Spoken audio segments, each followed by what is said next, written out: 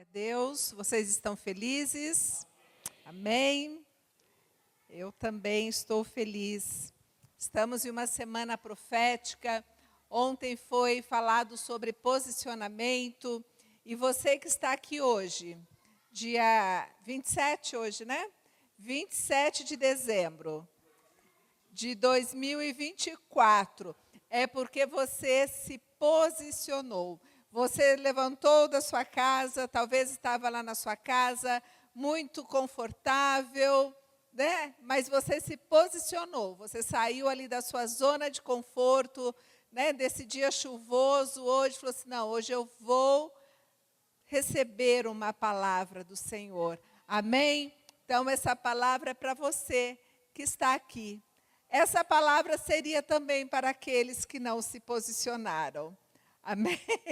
Mas você está aqui, glória a Deus pela sua vida. E nós estamos aí nessa semana profética, onde o profético está se movendo. E o profético, nesses dias, nós temos percebido que ele tem se movido através da palavra de Deus. Então, vamos abrir os nossos ouvidos, vamos ficar atentos. Como Mateus falou no primeiro dia, não vamos sair daqui, vamos permanecer aqui. Não vamos permitir que distrações venham fazer com que a gente perca aquilo que o Senhor tem para nós.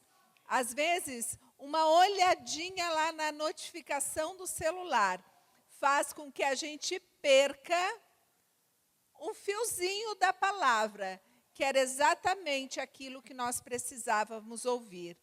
Então, vamos deixar o Espírito Santo agir nesse lugar, ele tem total liberdade.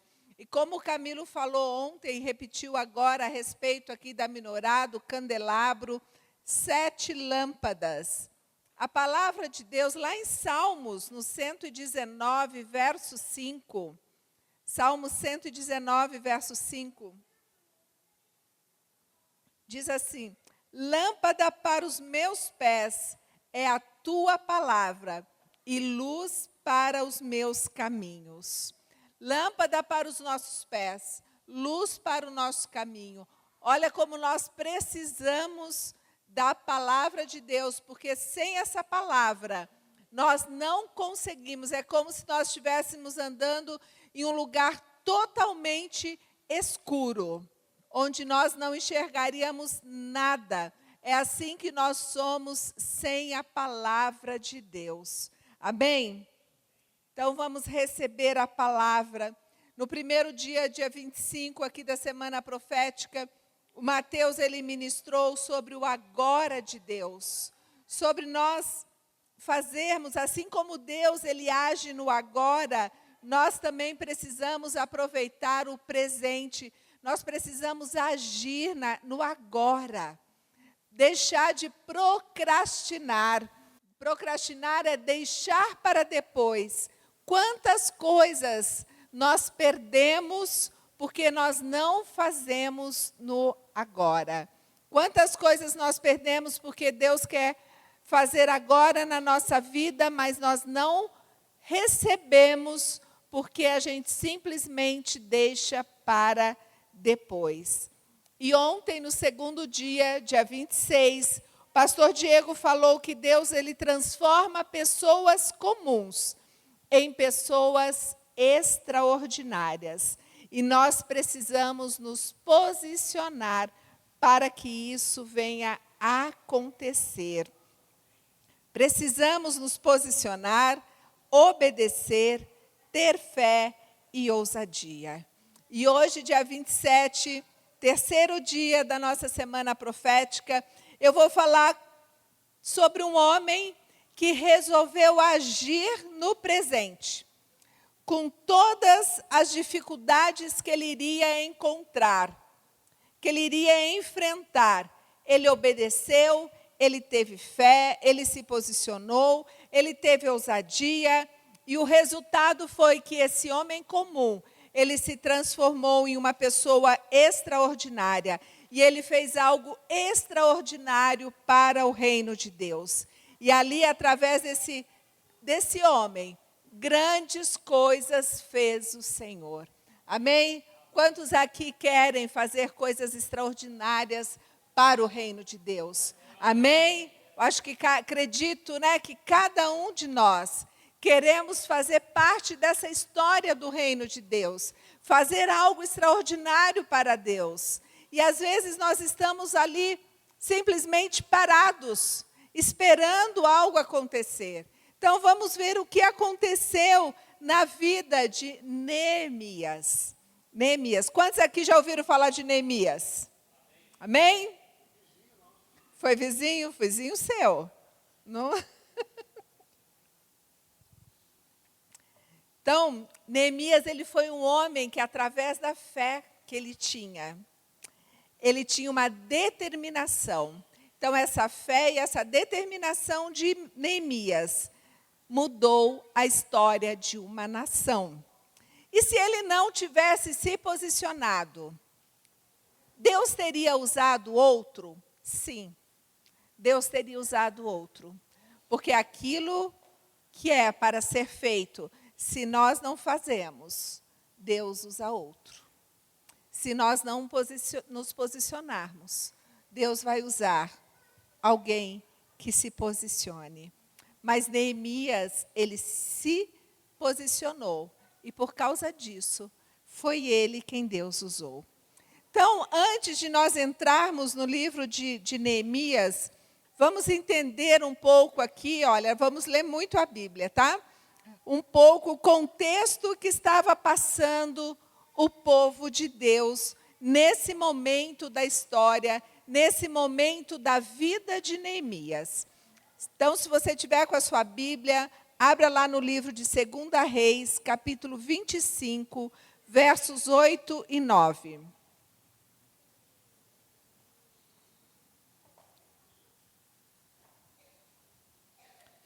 No 7º dia do 5º mês do 19º ano do reinado de Nabucodonosor, rei da Babilônia, Nebuzaradã, chefe da guarda e servidor do rei da Babilônia, veio a Jerusalém. Ele queimou a casa do Senhor e o palácio real, bem como todas as casas de Jerusalém. Também entregou às chamas todas as construções importantes. Agora no verso 21.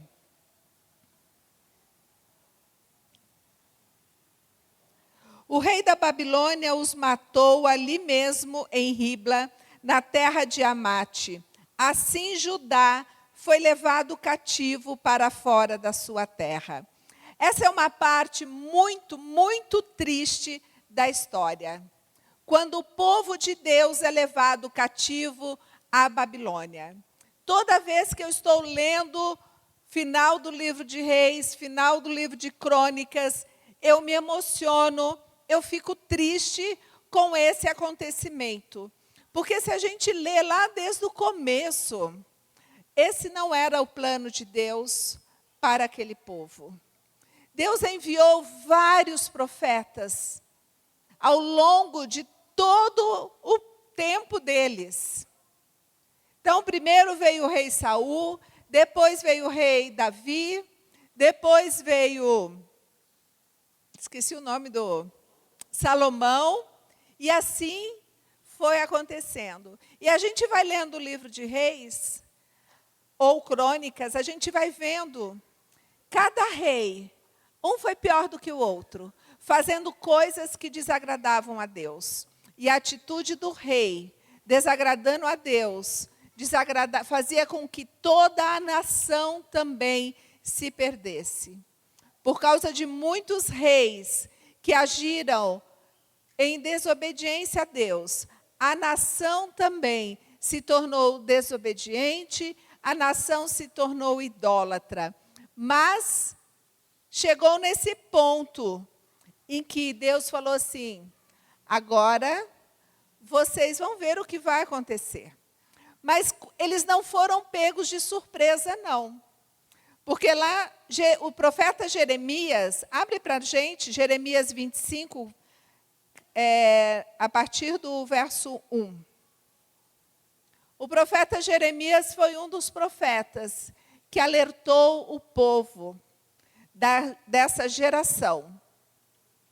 Ele falou, ele apanhou, ele ia alertando, e o povo ia contra ele, o povo não acreditava.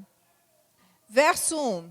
Durante 23 anos, desde o 13º ano do reinado de Josias, filho de Amon, rei de Judá, até hoje, a palavra do Senhor tem vindo a mim, e sempre de novo eu a tenho anunciado a vocês, mas vocês não a escutaram. Eu estou na versão, a Nova Almeida atualizada, não é? Não? Então, eu coloquei lá na minha Olive Tree e deve ter mudado. Não é a NVI, será? Não é também. Então, mas você acha aí, tá bom? Vamos acompanhar aqui. Verso 4. Também sempre de novo o Senhor enviou os seus servos, os profetas, mas vocês não escutaram, nem inclinaram os ouvidos para ouvir. Quando eles diziam: convertam-se agora, cada um de vocês, do seu mau caminho e da maldade de suas ações, e vocês habitarão na terra que o Senhor deu a vocês e a seus pais, desde os tempos antigos e para sempre. Verso 6. Não sigam outros deuses para os servir e adorar, nem me provoquem a ira com as obras de suas mãos, e então não lhes farei mal algum. Verso 7. Mas vocês não me deram ouvidos, diz o Senhor. Pelo contrário, me provocaram a ira com as obras de suas mãos, para o próprio mal de vocês. Portanto, assim diz o Senhor dos Exércitos: visto que vocês não escutaram as minhas palavras, eis que mandarei buscar todas as tribos do norte, diz o Senhor, e também Nabucodonosor, rei da Babilônia, meu servo, e os trarei contra esta terra, contra os seus moradores, contra todas essas nações ao redor, e os destruirei totalmente. Farei deles um objeto de horror, de vaias, ruínas perpétuas. Farei cessar entre eles o som das festas e da alegria, a voz do noivo e a voz da noiva, o ruído das pedras do moinho e a luz das lamparinas. Toda essa terra virá a ser ruína, objeto de horror, e estas nações servirão o rei da Babilônia durante 70 anos. Acontecerá, porém, que quando se cumprirem os 70 anos, castigarei o rei da Babilônia e aquela nação, a terra dos caldeus, por causa de sua iniquidade, diz o Senhor. Farei deles ruínas perpétuas. Então, não foi novidade. Eles foram alertados. E o profeta Jeremias falou: vocês ficarão cativos durante 70 anos. E o rei da Babilônia vai sofrer por causa da sua iniquidade. Aqui, depois de 70 anos, não era mais Nabucodonosor o rei. E assim aconteceu. Aquele povo que não ouviu a voz de Deus, aquele povo que se entregou totalmente à idolatria, ao pecado, à iniquidade, aquele povo saiu de Jerusalém e foi levado cativo. O profeta Jeremias ainda disse no capítulo 29, verso 10. Você encontrou a versão? Qual que é a revista atualizada? Ah, perdão. Agora é o 10, 29 e 10. Assim diz o Senhor: logo que se cumprirem para a Babilônia 70 anos, atentarei para vocês e cumprirei a promessa que fiz a vocês, trazendo-os de volta a este lugar. Então, o profeta falou: quando se cumprirem os 70 anos, vocês voltarão. E ele continua: eu é que sei que pensamentos tenho a respeito de vocês, diz o Senhor. São pensamentos de paz e não de mal, para dar-lhes um futuro e uma esperança. Então vocês me invocarão, se aproximarão de mim em oração, e eu os ouvirei. Vocês me buscarão e me acharão, quando me buscarem de todo o coração. Serei achado por vocês, diz o Senhor, e farei com que mude a sorte de vocês. Eu os congregarei de todas as nações, de todos os lugares para onde os dispersei, diz o Senhor, e trarei vocês de volta ao lugar de onde os mandei para o exílio. Essa foi a palavra de Deus. Deus deu uma promessa. Vocês vão ficar lá cativos 70 anos. Mas depois de 70 anos, vocês voltarão. Muitos que foram, não voltaram. Porque muitos que foram, morreram na Babilônia, morreram cativos. Mas havia uma outra geração. E essa outra geração voltou. Eles voltaram, e é exatamente aí que entra Neemias, e aí que entra também o sacerdote Esdras. Então, são 2 livros, um seguido do outro, que conta a história do retorno do povo. Como estava Jerusalém? Aquela Jerusalém que o rei Nabucodonosor havia mandado destruir. O tabernáculo, o templo do Senhor tinha sido destruído. As casas tinham sido queimadas. O muro ao redor da cidade, a fortaleza ao redor da cidade tinha sido destruído. Não havia mais portões, porque as casas, as cidades, elas eram muradas. Porque aquele muro, aquela fortaleza ao redor da cidade era uma proteção. Haviam portões para entrar na cidade. Esses portões, eles ficavam fechados. Por proteção, quando o inimigo viesse atacar, eles não conseguiriam entrar. Mas nada disso mais existia. Mas apesar disso, apesar deles saberem disso, o sonho daquele povo era voltar para a sua terra. Era voltar para Jerusalém. Era voltar para aquele lugar que eles ouviam os seus pais contando as histórias. Quantos ali não conheciam ainda Jerusalém, mas eles ouviam falar? Quantos ali os pais sentados contaram tudo o que aconteceu? Só que também esse povo que voltou para Jerusalém, eles também ainda não, muitos deles não tinham relacionamento com Deus. Eles sabiam apenas de histórias contadas pelos seus pais, pelos seus familiares. Eles não se relacionavam com Deus. E nisso, agora o livro de Esdras, capítulo 1. E aí entrou o reinado do rei Ciro. E o rei Ciro, Esdras 1:1. No primeiro ano do reinado de Ciro, rei da Pérsia, para que se cumprisse a palavra do Senhor por boca de Jeremias, o Senhor despertou o espírito de Ciro, rei da Pérsia, que ordenou que se proclamasse em todo o seu reino e que pusesse por escrito o seguinte: assim diz Ciro, rei da Pérsia: o Senhor Deus dos céus me deu todos os reinos da terra e me entregou de lhe edificar um templo em Jerusalém, me encarregou de lhe edificar um templo em Jerusalém que fica em Judá. Aquele dentre vocês que for do seu povo, que o seu Deus esteja com ele e que suba para Jerusalém, que fica em Judá, e edifique a casa do Senhor, Deus de Israel. Ele é o Deus que está em Jerusalém. Todo aquele que restar, seja qual for o lugar em que habita, que os homens desse lugar os ajudem com prata, ouro, bens e gado, além das dádivas voluntárias para a casa de Deus em Jerusalém.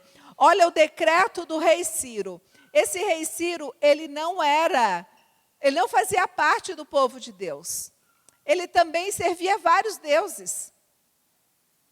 Mas ele sabia que havia um Deus, o Deus daquele povo, o Deus dos hebreus, o Deus daquele povo que habitava em Jerusalém. Ele sabia que ali havia uma casa, um templo desse Deus. E ele manda com que esse povo volte, mas ele não manda que ele volte de mãos vazias, não. O Camilo pregou sobre isso esses dias. O povo ainda volta com riquezas para reconstruir o templo. Olha o que Deus ele faz. Ele usa um ímpio para abençoar o seu povo. Nós temos que entender isso, que as bênçãos, ela vem de Deus, e Deus, ele manda vir como ele quer. E o sacerdote Esdras e Neemias, eles viveram nessa época. Então, é nesse contexto que a gente encontra Neemias. E aí, no livro de Neemias, no capítulo 1, Neemias, ele recebe uma mensagem. E nessa mensagem, diz que ali o povo voltou. Neemias, ele era copeiro do rei. Ele não voltou para Jerusalém. Ele trabalhava num palácio como copeiro, mas ele fazia parte de uma remanescente. Neemias era um homem que orava a Deus, era um homem que buscava a Deus, era um homem que jejuava, era um homem que tinha intimidade com Deus. E ele ficava aguardando as notícias de Jerusalém. O que será que está acontecendo lá em Jerusalém? E um dia ele recebe a mensagem que as muralhas, o muro ao redor de Jerusalém, continuava em ruínas. Que os portões de Jerusalém estavam destruídos pelo fogo. Quando ele recebe essa mensagem, ele se entristece profundamente. E ele vai buscar Deus. Ele fica jejuando. Ele ora diante de Deus. E ele faz uma oração a Deus. E nessa oração, ele fala: Senhor, lembra lá das promessas que o Senhor fez para Moisés. Lembra do seu povo. O povo que é teu, Senhor. Quantas promessas o Senhor fez. E ele começa ali na sua oração. Fala: Senhor, que os teus ouvidos estejam abertos, atentos, Senhor, à oração que é feita nesse lugar, Pai. Então, ele ali, trabalhando no palácio, servindo a um rei ímpio, ele não se contaminou. Neemias, ele não se contaminou com o que estava ao redor dele, com a cultura daquele palácio, com a cultura daquele mundo. Assim como Daniel, assim como Sadraque, Mesaque e Abidnego também não se contaminaram. Porque sempre vai ter uma remanescente, sempre vai ter um povo que não importa onde eles estejam, eles não serão contaminados. Eles vão permanecer na presença de Deus. Eles vão permanecer buscando intimidade com o Senhor. Eles vão permanecer em oração, porque Neemias era um homem de oração. E aí, quando está todo esse caos lá em Jerusalém, e Neemias está orando. Sabe, Jerusalém não era mais aquilo de 70 anos atrás. Jerusalém estava diferente. Não era mais aquilo que seus pais tinham falado.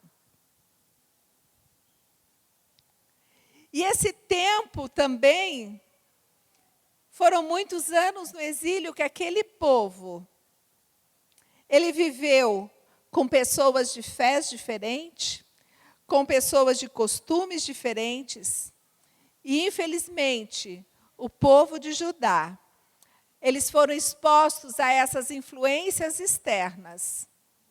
E muitos se contaminaram.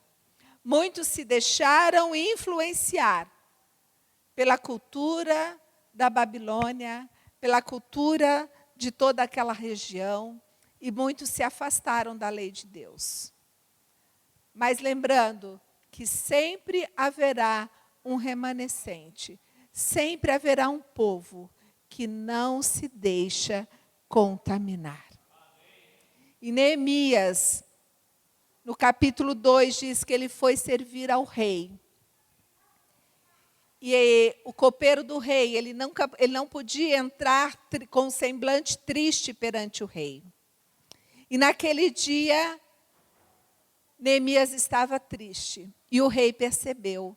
E o rei falou: Neemias, o que está acontecendo? Eu nunca te vi tão triste assim. E Neemias conta. Ele fala: como eu não estaria triste? Sabendo das notícias do que está acontecendo em Jerusalém. E o rei perguntou para ele: o que você me pede agora? E mais uma vez, esse homem de oração, ele ora a Deus.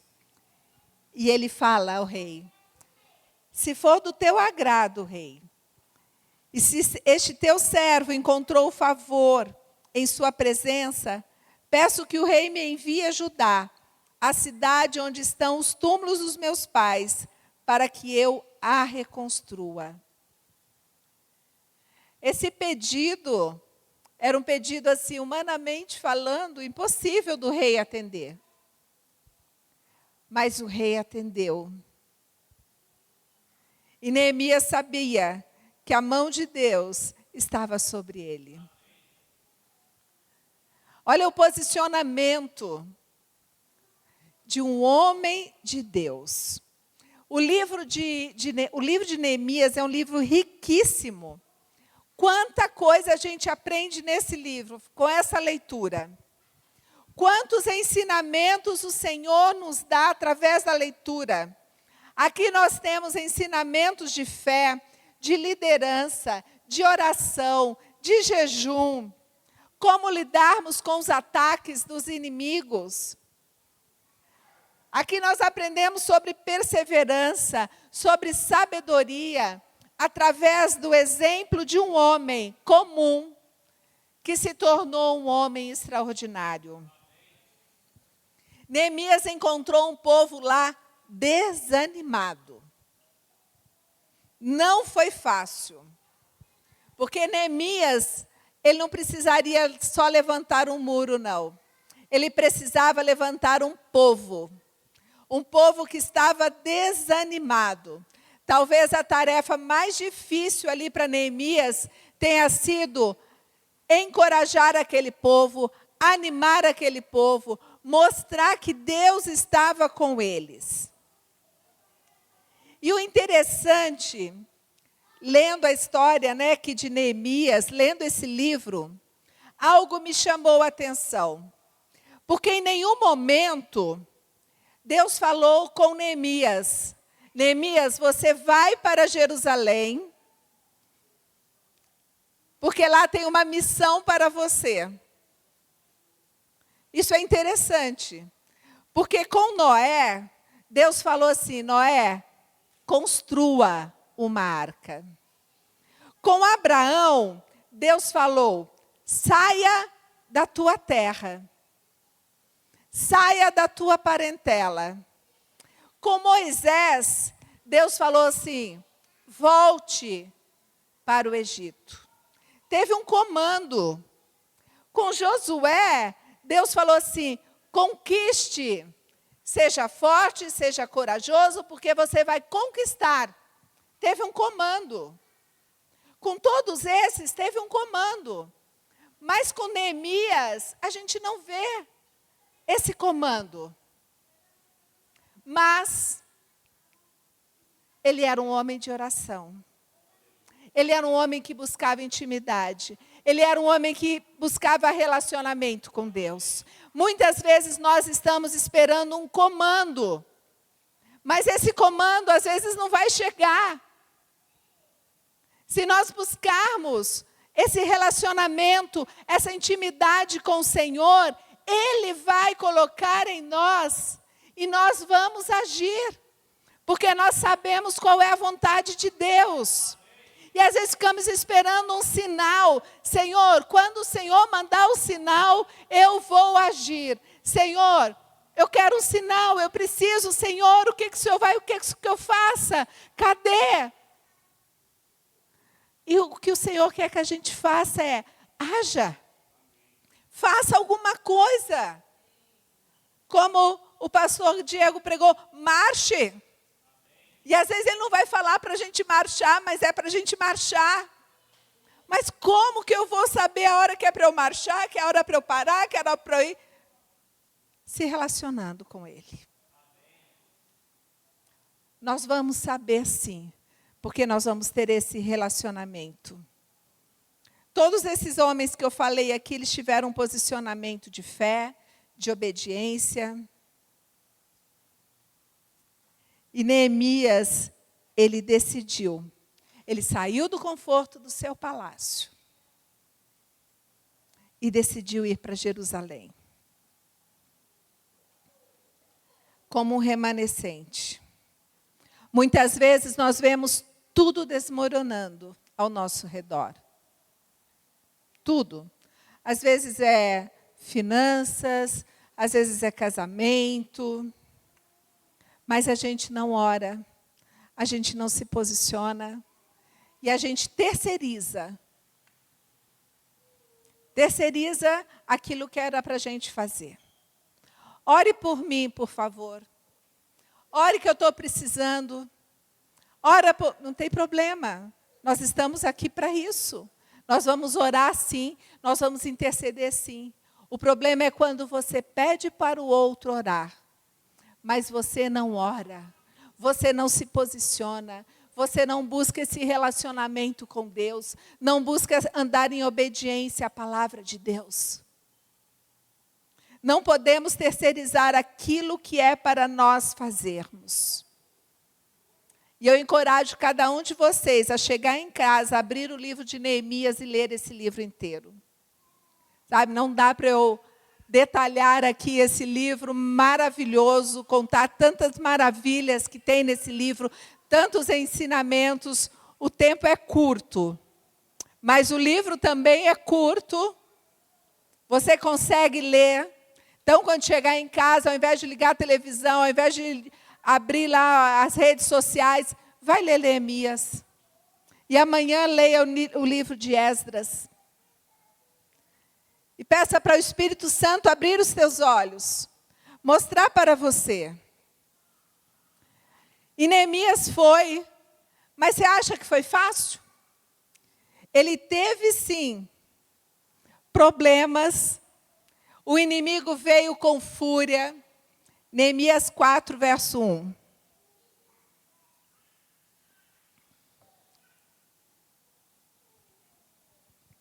Neemias 4, verso 1 diz: quando Sambalate ouviu que nós estávamos reconstruindo a muralha, ficou irado e indignado e começou a zombar dos judeus. Na presença de seus irmãos e do exército de Samaria, ele disse: o que é que esses judeus fracos estão fazendo? Vocês vão permitir que eles continuem? Será que vão oferecer sacrifícios? Pensam que podem acabar a obra num só dia? Será que as pedras que foram queimadas poderão renascer daqueles montões de pó? Tobias, o amonita, estava com Sambalate e disse: mesmo que reconstruam, se vier uma raposa, derrubará aquela muralha de pedras. Esse é o espírito maligno. Um espírito maligno como Sambalate e Tobias, que sempre vem com mentiras sobre a nossa vida, dizendo que nós não vamos conseguir, dizendo que nós somos fracos. trazendo desânimo, trazendo mentiras, trazendo tristeza, trazendo medo. Esse é o espírito maligno. Então, quando a gente se posiciona, quando a gente começa a fazer, sempre vem o espírito maligno, como de Sambalate e Tobias, para nos fazer parar, para fazer com que a gente desista, para fazer com que a gente pense, realmente eu sou fraco, realmente eu não vou conseguir, e realmente sozinhos nós não vamos conseguir. Mas nós temos um Deus que luta por nós, um Deus que é maior do que qualquer espírito maligno que venha nos trazer desânimo, trazer medo. E muitas vezes a gente vai fazer o quê? Puxa vida, é verdade. Eu não vou conseguir. Por quê? Faltou relacionamento com Deus. E aí a gente acredita nas mentiras do inimigo.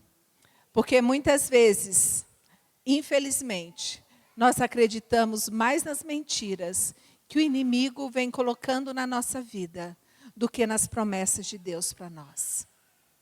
Muitas vezes é mais fácil acreditar em uma mentira do que nas promessas de Deus. Quantas promessas de Deus cada um de nós aqui temos? Quantas promessas nós temos? Promessas na nossa área financeira, promessa na nossa família, promessas. Tem uma música assim, né? Bênçãos, acho que é, esqueci a música, enfim. Mas as promessas de Deus, quantas nós temos? Mas o inimigo, ele vem, o trabalho dele, a especialidade dele, é fazer com que a gente se esqueça dessas promessas. E a gente foque apenas no nosso desânimo, nas nossas fragilidades. Neemias 4:4.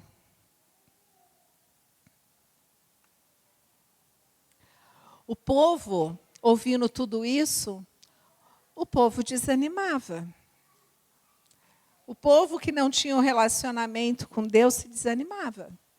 Mas Neemias, um homem de fé, oração, jejum, ele sabia a quem recorrer.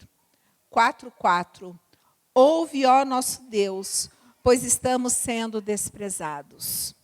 Faze com que, olha a oração dele, faze com que o seu desprezo recaia sobre a cabeça deles e faze com que sejam despojo numa terra de cativeiro.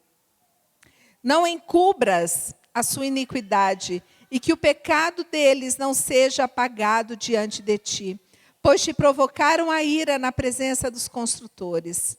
Assim reconstruímos a muralha, e toda a muralha foi acabada até a metade de sua altura, porque o povo tinha ânimo para trabalhar.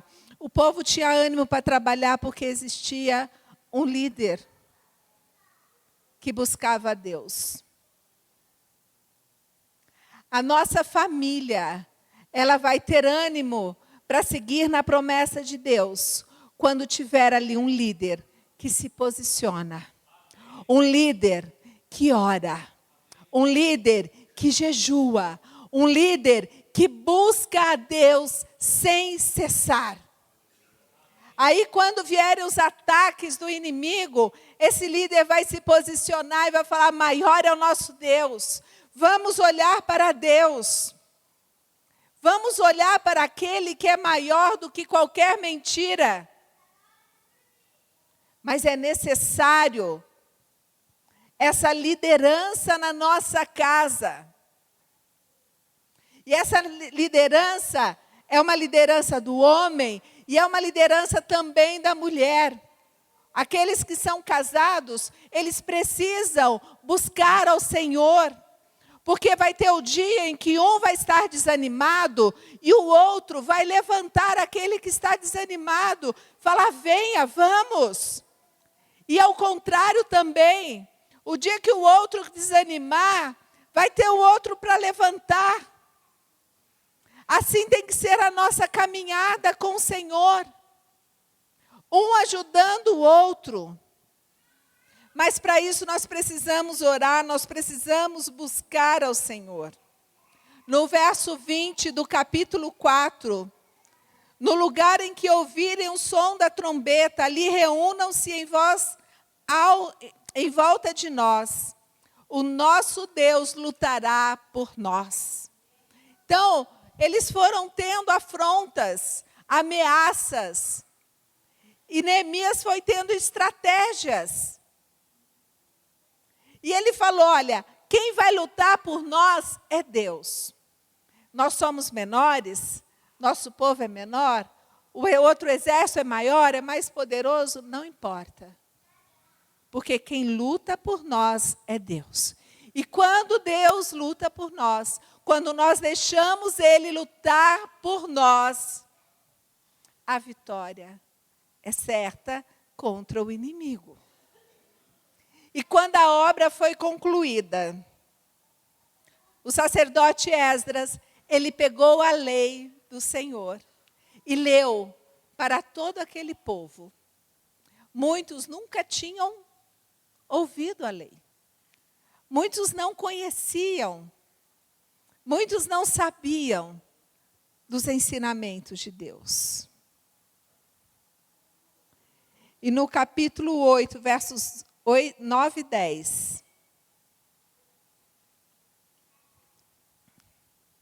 Neemias, que era o governador, e Esdras, sacerdote e escriba, e os levitas que ensinavam o povo, disseram a todos: este dia é consagrado ao Senhor nosso Deus, e por isso vocês não devem prantear nem chorar, porque todo o povo chorava ouvindo as palavras da lei. Então lhes disse: vão para casa, comam e bebam o que tiverem de melhor, mandem porções aos que não têm nada preparado para si, porque este dia é consagrado ao nosso Senhor. Portanto, não fiquem tristes, porque a alegria do Senhor é a força de vocês. Amém? A alegria do Senhor, a alegria que vem do alto, a alegria que vem dele. Não é alegria de acordo com as circunstâncias, mas é a alegria que vem do Senhor. Não é uma alegria das coisas passageiras. Não é alegria de prazeres mundanos, mas a verdadeira alegria, ela vem do Senhor. E essa alegria que vem do Senhor nos fortalece. E ali o povo se arrependeu, ali o povo confessou seus pecados, prometeu guardar a lei de Deus. Passou o tempo, aquele povo caiu de novo, fez um monte de coisa errada. Neemias voltou para Jerusalém, ele ficou muito bravo, ele deu uma surra ali em alguns, porque ele ficou muito bravo ali, o negócio foi, né? Mas aí o povo se arrepende, volta para o Senhor. Esse é um ciclo, né, que tem acontecido, de geração em geração. O povo promete se posicionar, mas não adianta prometer se posicionar, se não buscar diariamente. Porque se não busca diariamente, esse ciclo vai se repetir na nossa vida. A gente se arrepende, mas a gente não busca o Senhor. Não lê a palavra de Deus, não busca conhecer. A gente não ora, não jejua, e o tempo passa, a gente desanima, a gente esfria o nosso relacionamento, e aí o pecado chega. Então, nós precisamos tomar algumas atitudes na nossa vida para que a gente permaneça até o fim. Neemias 13, 30 a 31. Assim eu os purifiquei de tudo o que era estrangeiro e organizei o serviço dos sacerdotes, dos levitas, cada um na sua função. Organizei também o fornecimento de lenha em tempos determinados, bem como das primícias. Lembra-te de mim, ó meu Deus, para o meu bem. O livro começa e termina com uma oração. No primeiro capítulo, começa com Neemias orando. E no último capítulo, termina com Neemias orando. Então, nós precisamos, como disse o pastor Diego ontem, nos posicionar. Nós precisamos obedecer. Nós precisamos ter fé. Nós precisamos ter ousadia. E eu acrescento a essa lista, nós precisamos orar. Nós precisamos jejuar. Nós precisamos conhecer a palavra de Deus. Nós precisamos nos relacionar com Deus. Porque esse combo é o combo de uma vida de vitória, de uma vida de sucesso. Posicionamento, obediência, fé, ousadia, oração, jejum, conhecimento da palavra, relacionamento com Deus. E aí, se nós pegarmos esse combo, nós veremos que maiores coisas Ele fará por cada um de nós. Não vamos deixar para depois. Não vamos deixar para 1º de janeiro de 2025. O primeiro passo precisa ser agora. O primeiro passo é se posicionar. E aí, junto com esse combo, quando os dias difíceis vierem, nós vamos saber quem é o Deus que nós servimos. Porque nós o conhecemos de com Ele andar, de ter relacionamento, de ter intimidade. Posicionamento. Agora, eu peço que você fique em pé. Só Jesus.